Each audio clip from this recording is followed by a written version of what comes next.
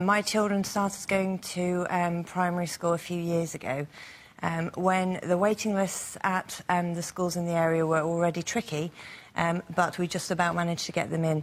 But the last 5 years, every single year, the waiting lists at all of the schools in the area have got bigger and bigger and bigger.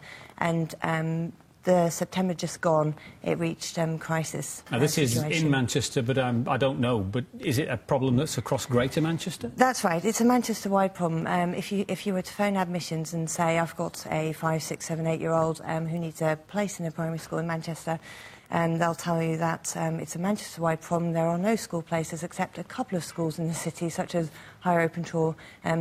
Is the one they quote as having a couple of places. Is it because schools are closing? Because we report a lot on the news, and I was reading an article in the Daily Telegraph from May here that's saying more than 1,000 primary schools have closed in the last decade because of falling numbers. We're not having as many children as we used to. So the local authorities have closed the schools, and now you're saying there aren't places. Yes, that's right. It's a huge problem with Manchester City Council's planning, the way they look at the statistics, and also a problem with their lack of joined-up thinking. In lots of parts in the city, there's been a lot of evidence that actually the population in the last 5 years has been rising, and a lot of new children have been born. And I mean, people have been able to see it. Governors have predicted it.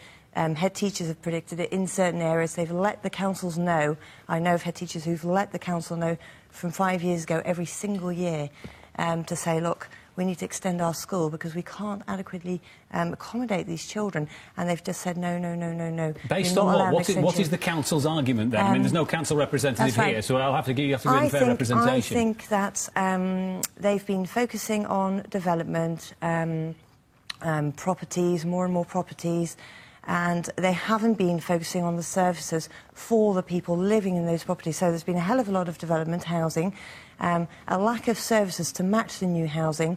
Then they've not been analysing the stats properly. They haven't looked at the different parts of the cities where the problem's worst. And as a result, there's lots of new houses, lots of new people, lots of vibrant young communities, not the services and not the school places. And they're not predicted then by the local council. Well, you had a public meeting about this last night. Did anybody from the council come to speak to you? Well, we invited Alan Seaborn to come and speak to the meeting. To give him credit where it's due, he was happy to come and speak at the meeting. And said it would be himself who would speak at such a meeting. But unfortunately, some of his bosses, possibly John Edwards, John Edwards then wrote to me and said that, unfortunately, the council preferred to have discussions behind closed doors. John Edwards is the Deputy Director of Children's Services for Manchester Council, we should point out. So we don't know, but it's a possibility that he didn't think it was best that a representative had a meeting with you publicly. So have you been invited to speak to Mr Edwards? Will you go and have a round-table meeting with him and try and resolve this? Well, the problem is that this affects a lot of people, and a lot of people in the communities feel the schools, the governors, the head teachers and teachers and the public in general feel they haven't been consulted. They haven't been told that there would be a lack of school place. They haven't been told what the short-term or the medium-term or the long-term solution would be or will be. So the intake for 2010, for example, people who are affected there just simply don't know. Governors have no idea whether they're going to have to put up with prefabs much longer. I mean, at the moment, the council's solution has been to push class sizes beyond 30. Which is against the law. That's right. And, for example, and it's certainly against the Every Child Matters principles as well. OK. And Crowcroft Park has currently got a class size of 37.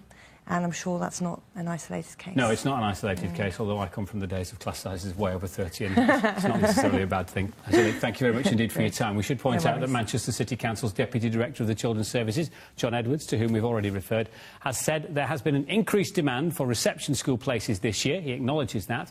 They've already created, he says, an extra 240 places across the city, including 15 at Acacia's Primary School in Levenshulme. He's also said all pupils who applied on time received an offer of a school place, and they believe they'll be in a position to offer a place to all those who are currently waiting by the end of January. We did invite them to appear, but they were unable to do so.